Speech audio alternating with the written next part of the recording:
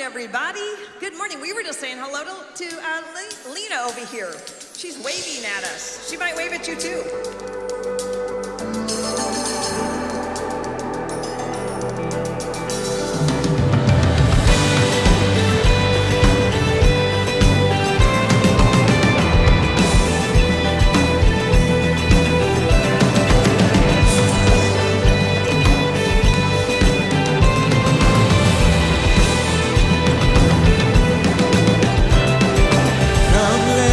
Worship our King.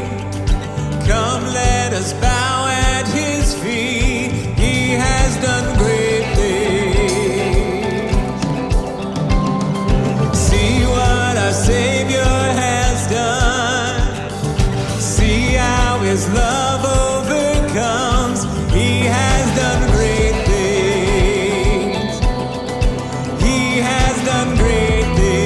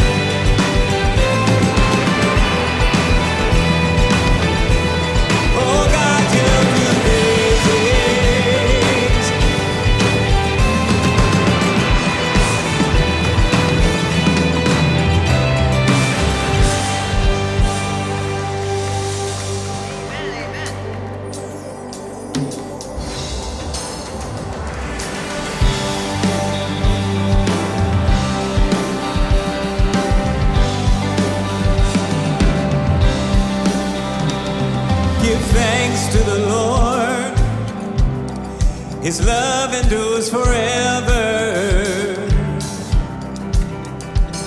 Give praise to the Lord. Beside him there's no other. Let's sing that again. Sing it with me. Give thanks to the Lord. His love endures forever. Give praise to the Lord. Beside him there's no other. This is the day. This is the day the Lord has made.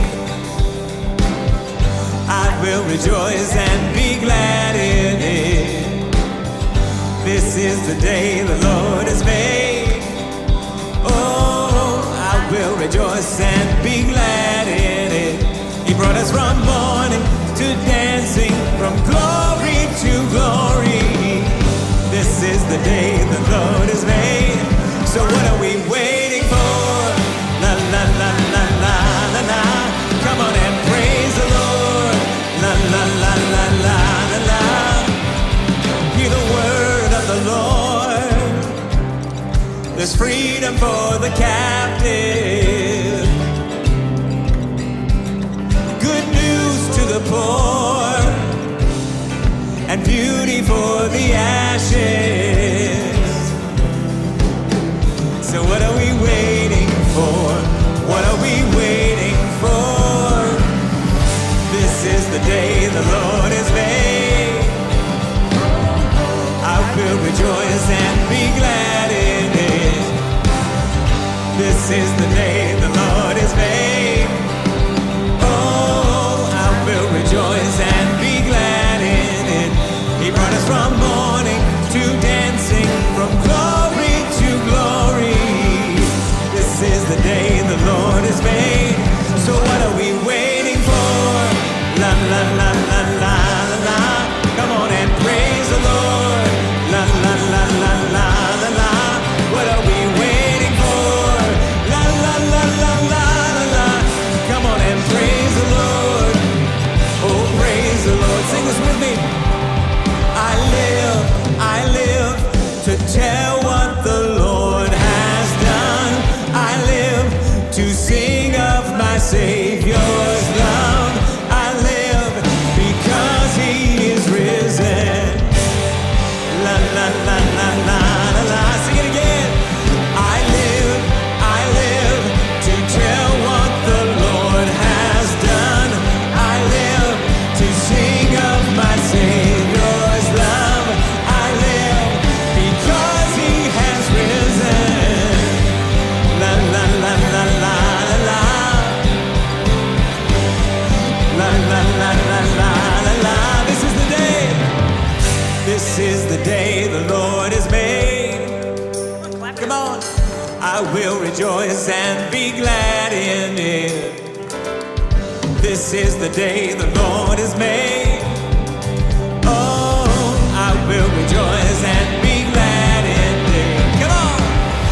This is the day the Lord has made. Oh, I will rejoice and be glad in it.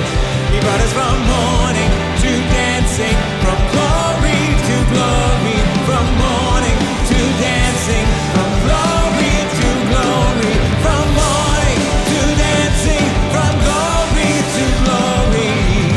This is the day the Lord has made. So what are we waiting for? La la la la la la la. Come on and praise the Lord. La la la la la la la. What are we waiting for? La la la la la la la. Come on and praise the Lord. Oh, praise the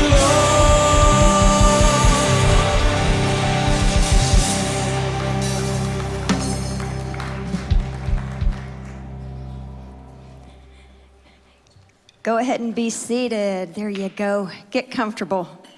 Good morning. Welcome. I'm Molly Troutman. I'm the Connections Director here at church. We are so glad that you have chosen to get up this morning and come and worship as Lent has begun. I don't know if it feels different to you, but it just feels like a good place to be, a good time to come and focus on our faith journey so that we might be prepared for Jesus' rising from the dead. So welcome. I want to point out a few things. For those of you who are in this room, there's sheets of paper. I do encourage you to read about what's going on. If you are not involved in a small group, it is a great way to make a big church a lot smaller. And there are some special studies going on just for Lent. One of them is just 4 weeks long, and the other one, I believe, is 6 weeks, 7 weeks. So you can read about it, but for those who are watching online, you don't have this sheet of paper. This will loop through at the beginning and the end of our online service, but I'm going to tell you a little bit about it. And if you want to find out more about things going on, all you have to do is text the word Sunday to 865-344-2828, and we can start a conversation, you and I can help you get connected. I know for those who are at home, sometimes you do feel disconnected, and you are part of our church family, and we value you, and we want you to get involved as you can. Insert glasses. Okay, so for those online, Women's Lenten Bible Study begins tomorrow night in room 30, which is right out here, and it's going to be on a book by James W. Moore called Give Up Something Bad for Lent. So you can come and study that for 7 weeks. There's also one starting on March 7th, and it goes for 4 weeks, and it's called Why Easter Matters, and it will also be in one of the rooms out here, I believe. And that's just 4 weeks. So not a whole lot of time commitment. It's not like you're promising to come every Sunday, but we would love for you to get involved. So please consider doing that. For those in the room, you're invited as well. I just like to speak to them because they don't get the paper. So please come, get involved during Lent. I think it will transform your heart, your faith journey, and your spirit so we can go from this place out into the world. We're glad you're here. Children, if you want to go be with Miss Ann, it's your time. There you go. It's your special time.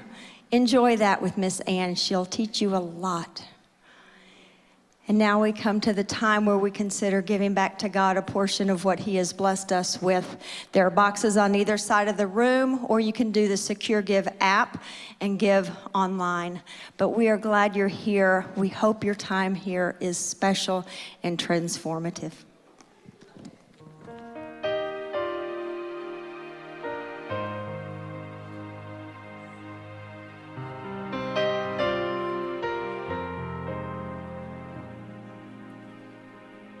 Oh Lord, you're beautiful.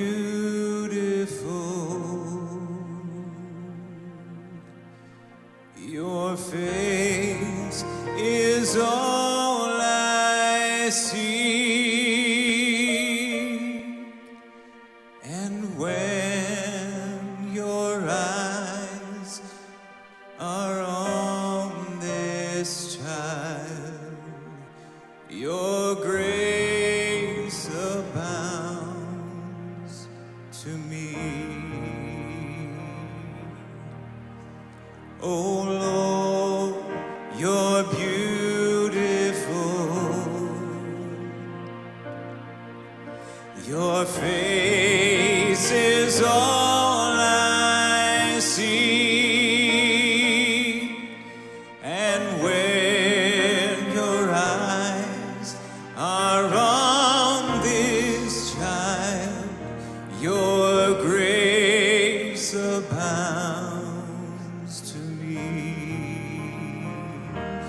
I want to take your word and shine it all around. First help me just to live it, Lord. And when I'm doing well, help me to never seek a crown, for my reward is giving glory to you. Oh Lord, please light the fire that once burned bright and clear. Replace the lamp of my first love that burns with holy fear. want to take your word and shine it all around. First help me just to live it, Lord. And when I'm doing well, help me to never seek a crown, for my reward is giving glory to you. Oh Lord, you're beautiful. Your face is all I seek, and when your eyes are on this child, your grace abounds to me. And when your eyes are on this child, your grace abounds to me.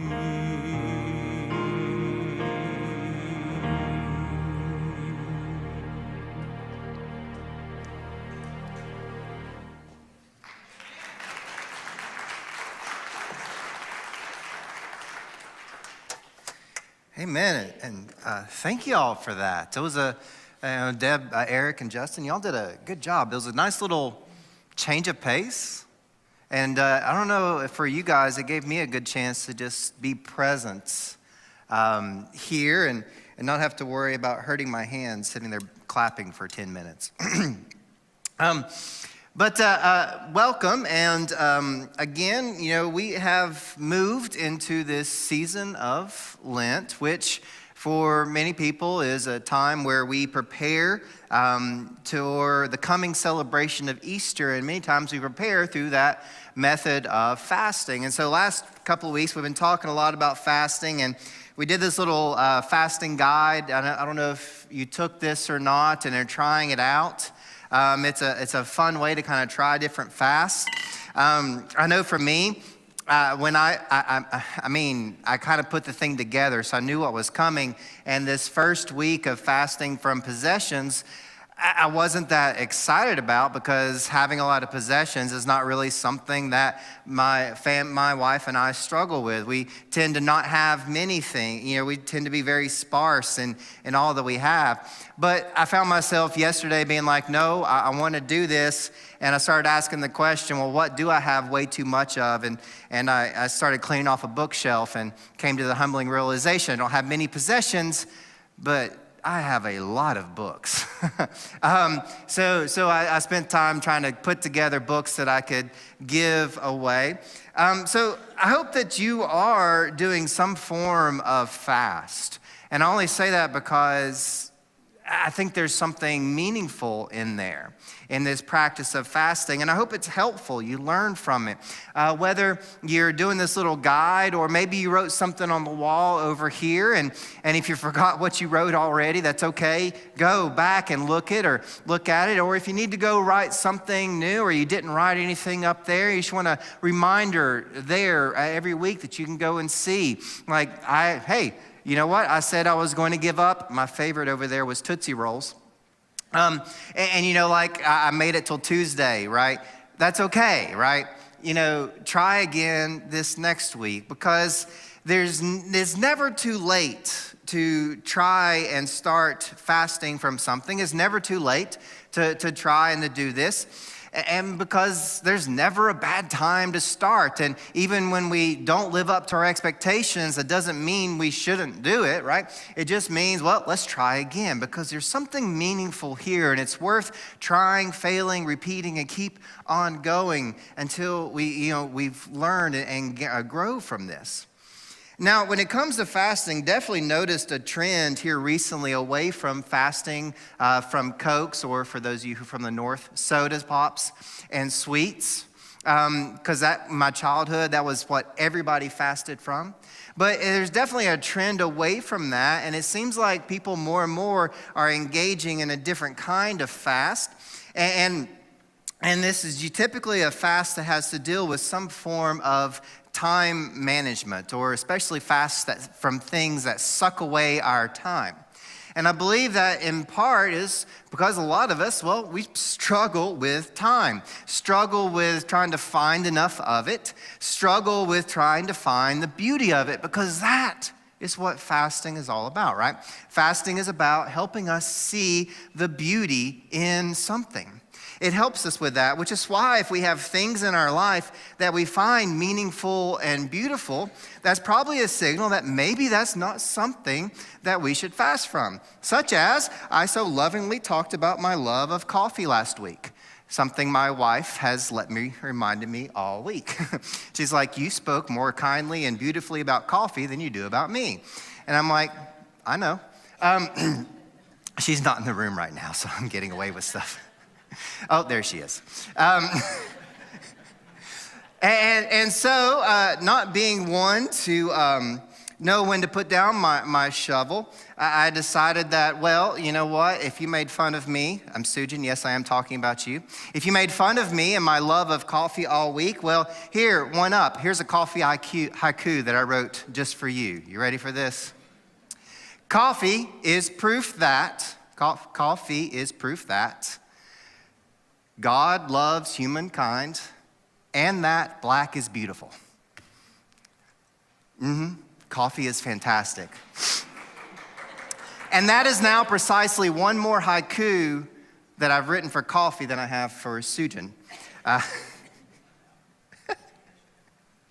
Oh, you shouldn't have come back? Is that what you're saying? Okay, God, yeah.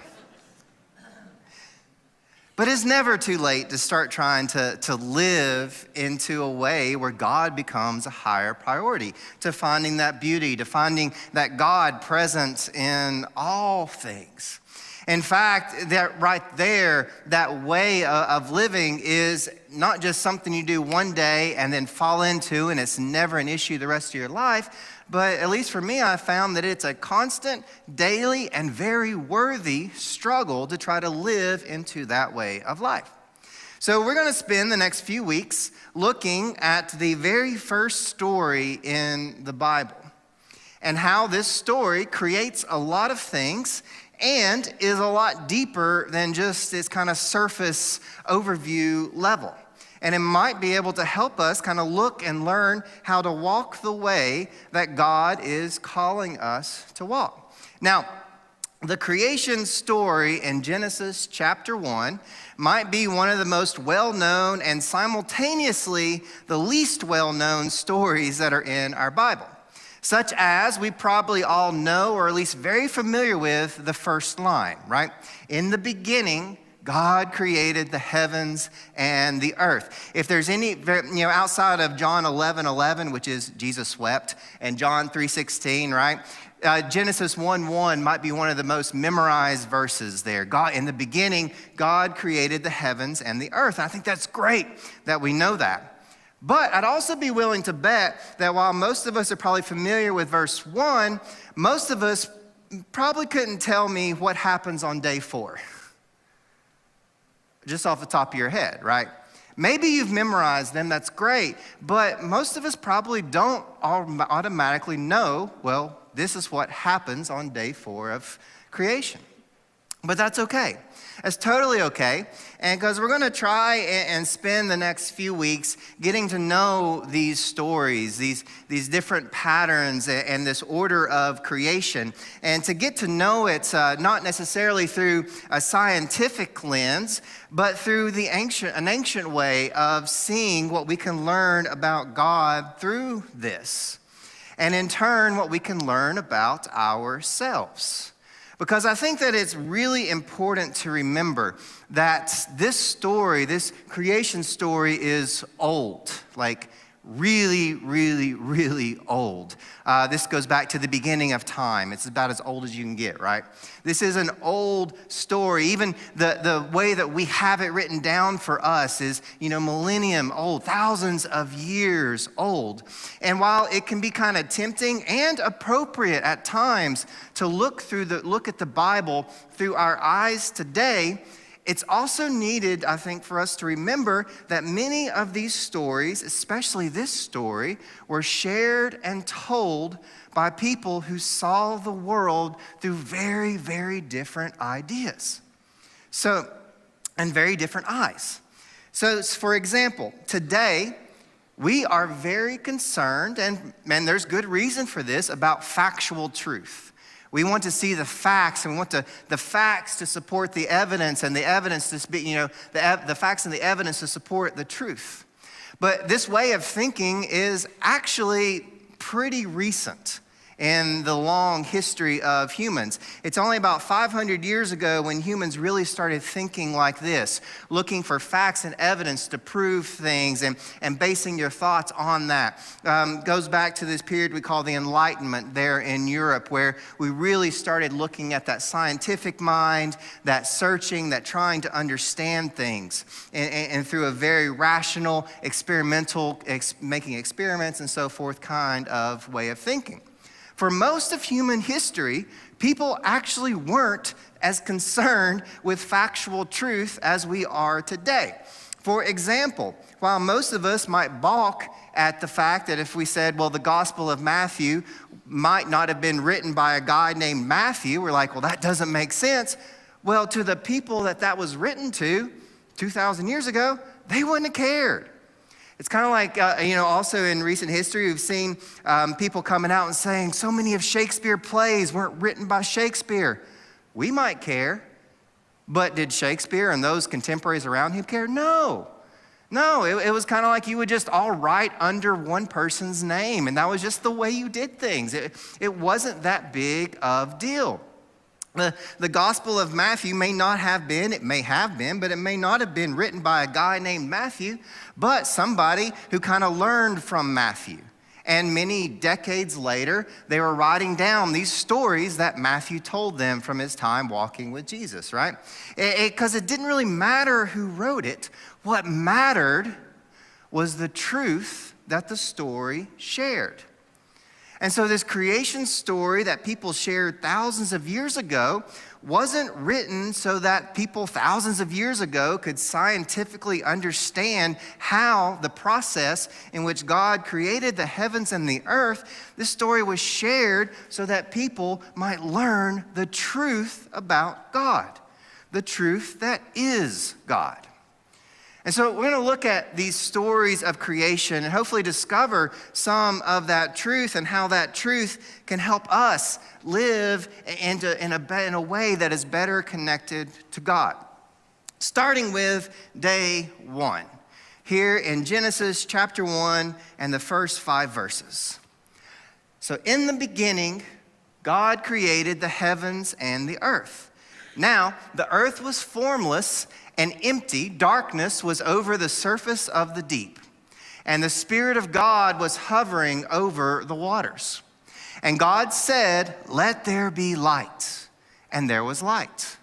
God saw that the light was good, and he separated the light from the darkness. And God called the light day, and the darkness he called night. And there was evening, and there was morning, the first day. Now, when we read this, or at least when I read this, it's pretty easy for my brain to immediately start filling in gaps based on what I know today and draw this conclusion that on this day, God created this thing called light, this thing that is currently shining down from these spotlights and making it easy for you to see me and really hard for me to see you because it's shining in my eyes, right? This thing called light, this thing that we can see its presence in our world, and sometimes you can kind of feel the heat from it, right? You can kind of feel light a little bit. This very physical thing that is all around us. And so partly because of this, I think at least I tend to think of creation as creating something physical, this physical thing of light. Yet, this creation of light doesn't actually scientifically line up with the rest of the creation story. Because it's not until day 4, if you remembered what day 4 was, that God creates the sun, the moon, the stars, which is the sun is the source of light here in our world. And so then it kind of hurts my head a little bit to say, like, well, how was there light before there was the sun? That just doesn't necessarily make sense. And when that happens in my head, I think it's an invitation for us to start asking questions. And maybe saying, well, maybe I can think a little bit differently about this. Because if God isn't creating this thing we call light, then what is God creating? And there's a really cool answer that people 2,000 years ago, 3,000 years ago, 4,000 years ago probably would have got immediately, even though we struggle to think of it as an answer to what God created on day 1. And the answer is simply time. On day 1, God created time.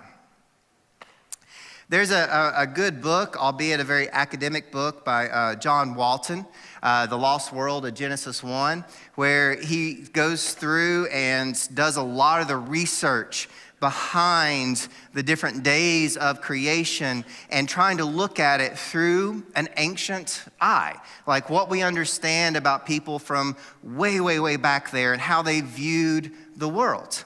And the simplified version of it is quite simply that while to us, we probably mostly associate light with the sun because, well, we see the sun, you learn about it in elementary school, the sun is a source of light, it is 8 light minutes away, it comes up and it shines, we see how it moves, we kind of understand it because that's how our brains work today. We kind of measure it, understand it, and then we just associate that, right? But to ancient Hebrews, to ancient people, light was associated with something very different. It wasn't necessarily associated with the sun. They probably saw this bright thing in the sky, during the day, but they didn't really associate it as this is what is sending these beams of light all across the space of time, space to get to us. Instead, they would have associated this period of light and period of darkness as associated with the passing of time. Light, when it was light, it was day. When there was dark, it was night. And this is the passing of time, this little routine, this little pattern that they live in. They knew that when the light came up, the day began. When the light went away, then darkness came, the night began. And they just over and over and over this happened. And so it wasn't so much that God created a physical light as much as it was God created a period of light and a period of darkness and called them day and night. Time made real for us. And this even makes sense in my limited understanding of physics. Time doesn't exist unless there's like matter and creation. And so it makes sense that in the very beginning, even God, it's even in there in the scriptures, in the beginning, before time existed, God came into the darkness and spoke, and boom, time was this first creation in our world. Now, what does that mean for us to say that time was what God created on day 1? Well, something really difficult for me, at least, to process is to remember that when God created time, God did what God did on every other day of creation and called it good. God created light and the darkness, the day and the night, the time, and then God said, it is good. That's not always an easy thing to say because I can get really mad at time. I can get mad at time, how it passes, right? Yeah, how time moves. Time, we sit there and I'm at that great stage of middle life where you're having those midlife crises where you're realizing, oh my dear Lord, I'm almost 40 years old. I know I just saw an eye roll over there because you're like 40, that's young. It's all the passing of time, right? And where you realize that time I might have spent longer on this earth already than I have left, right? That passage of time. And it's weird for me to sit there and think that, God, you said this was good. For me to live in time, for us to live in time, this thing that it feels like there's never enough of, right? This thing that just drives me crazy. But then I stop and I think, okay, let's see this. God created time, and God said it is good. It's almost like God is coming and saying, hey, look what I created first. Here's your top priority. Here's one of your top priorities in life. And it is a good thing to have this as a top priority, to learn how to live and to thrive in the time that is given us. Time is not a bad thing. In fact, time can have a lot of great things that are associated with it and come because of it, right? Which is, so time is good. How do you learn to live in it rather than pushing against it and complaining because you don't have enough of it? Which is why I think it's great that so many fasts today deal with trying to eliminate things that suck away our time. Because we recognize, on some base level, we recognize that time is precious and we need to do better with it. Then it makes sense that when God created the world, he said, all right, this is the first thing, time. It is good. Learn to live in it. And you'll see even more good things come. And so I think we'll always, if we're not intentional, we'll find things that suck away our time. And it only takes, it's only when we begin to try to be intentional, which is adding in some order, which is quite literally what the first day happens. There was chaos. God comes in and adds order, and there's time. And in this ordered time, God calls it good. And so we take and we add in some order to how we spend our time, some structure to how we spend some time. And we will struggle with time until God shows us, we give God the chance to show us that we can create, just like God, something good in it. So how do we work on time? How do we get better time skills? Here's some time hacks. Instead of trying to resist time, a good way of just trying to change your thought is, instead of trying to resist time, learning how to move in its flow. You'll find that time works a lot more in your favor and becomes the good that God made it to be if, instead of resisting it and complaining about it and everything, beginning to ask the questions, okay, how do I move in the flow? How do I use what is given to me, this amazingly precious and fantastic resource that God has gifted to us? How do we use this? How do I use this? And so one of the best things that you can do in trying to figure out how do we structure, how do we order in time so that we see that it is good, is to do a time audit. To do a time audit of yourself. Now, it's not easy reflecting and doing an audit. There's a reason we grumble and complain if our companies or even the IRS comes and says we're doing an audit on your finances, right? It's not pleasant to go back and to look. But it may hurt, but it's just the truth. It is how you are spending your time. It may hurt a little bit, but that little bit of pain might actually lead the way to a lot of healing and a lot of growth. So do a time audit. How do you do a time audit? Well, the first thing you can do is sit down on, let's say, the beginning of the week. If you begin the week on Sunday, sit down on a Sunday and start listing out day by day generally how you spend your time. Maybe you don't have to be super specific. It can just be 8 hours working, an hour and a half taking care of my body, shower, exercise, whatever, an hour and a half eating or whatever it is. Try to guess how it is in kind of broad categories, 3 hours watching TV or entertainment or whatever it is, day by day. Try to guess throughout that day what you do with your time. Then as you live that week on a different piece of paper in a journal or on your phone, start actually keeping track. Write down when you started work and when you finished. Write down what time you began to get ready in the morning and when you finished getting ready. Write down how many minutes you spent on your phone or watching TV or whatever it is that you're doing. Keep a track of all that. Keep a log. And at the end of the week, go back and look at those.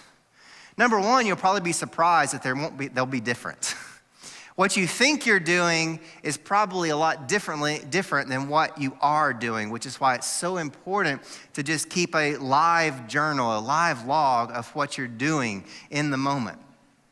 You'll also begin to see things that you're like, I didn't realize I spent that much time on that. One of the things I love on phones, they'll give you a weekly report. How much you've spent on your phone. If you spend a lot of time on your phone, make sure you've got that turned on, because you can turn that off, but turn that on, or your computer, and it'll tell you how many hours down to the minute, how many minutes you spent on things, and that can be kind of humbling to be like, I did not realize I spent that much time on that this week, right? It's a great way of looking and seeing at where you spend your time. Why is that so important? You'll never be able to add structure and order to your time if you don't know how you're currently spending it. You can't.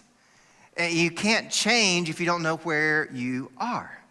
So how do you begin to do that? Well, first, find out where you're spending that time. And then go through that list and asking yourselves the questions.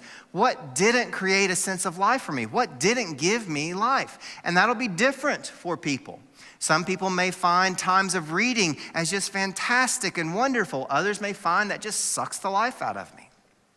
What didn't create a sense of life and what did? Is there something better that I can be doing during my day? And then start by eliminating one and only one of these time vampires on your list. Don't start big, start small. Eliminate one of those time vampires and then add one thing back in its place. Even write it down somewhere, maybe on your bathroom mirror, on your phone, make it your lock screen. Just say, anytime I go to grab my phone to play a game, instead, I've downloaded a prayer app, and I'm going to use that prayer app to just lead me through a prayer for those 5 minutes instead of playing that game.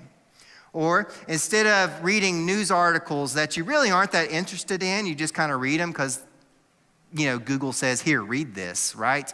Instead of doing that, I'm going to start reading a chapter or two of the Bible, of one of the books that I've always found fascinating.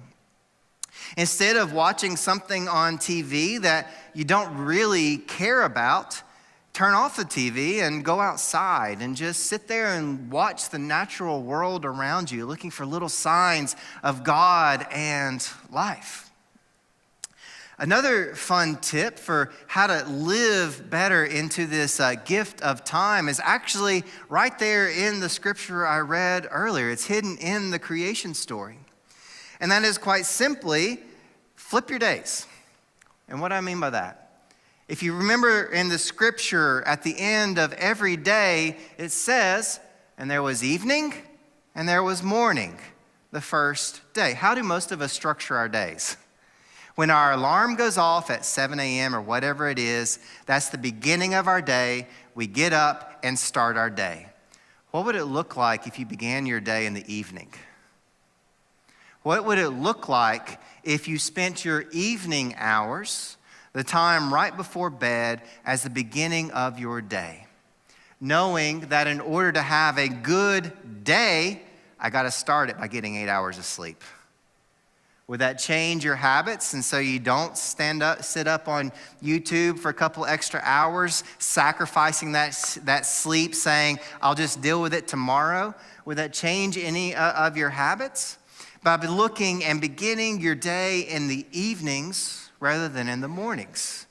Preparing yourself and living into those good moments where you're just like, this is calm, this is relaxing. Because I don't know about you, but evenings tend to be a lot less stressful than mornings. And so now you're beginning your day in a less stressful time. When there's less stress, there's more room for you to be intentional. For you to plan out and say, I'm going to plan my day. Here's what my day will look like today in the evening. I'm going to go to sleep at 10 o'clock. I'm going to wake up at 6. When I wake up, I'm going to go make coffee. I'm going to have breakfast. I'm going to get ready and go to work. Just structure your day.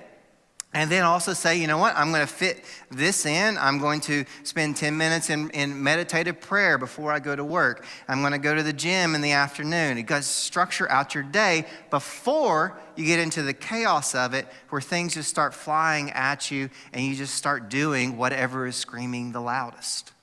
Start your day in the evening, and you might find that your day actually flows a lot better. And that's a story as old as time itself, quite literally, right? But remember, God created time.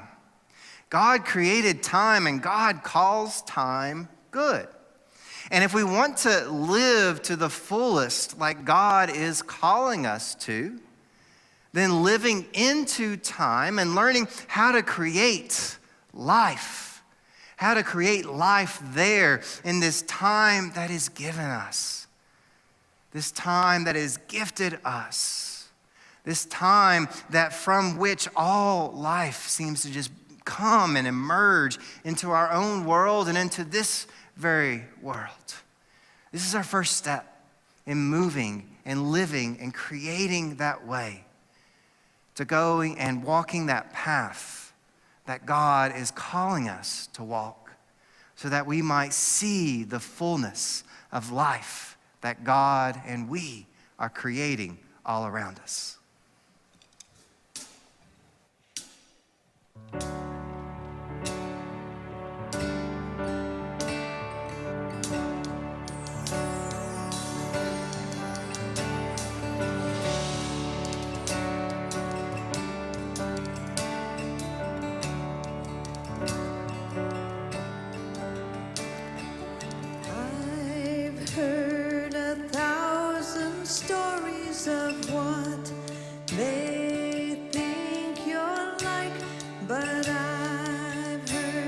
The tender whisper of love in the dead of night, and you tell me that you're pleased and that I'm never alone.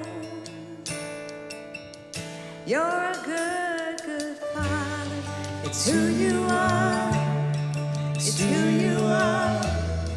It's who you are. It's who I am, it's who I am, it's who I am. I've seen many searching for answers far and wide, but I know we're all searching for answers.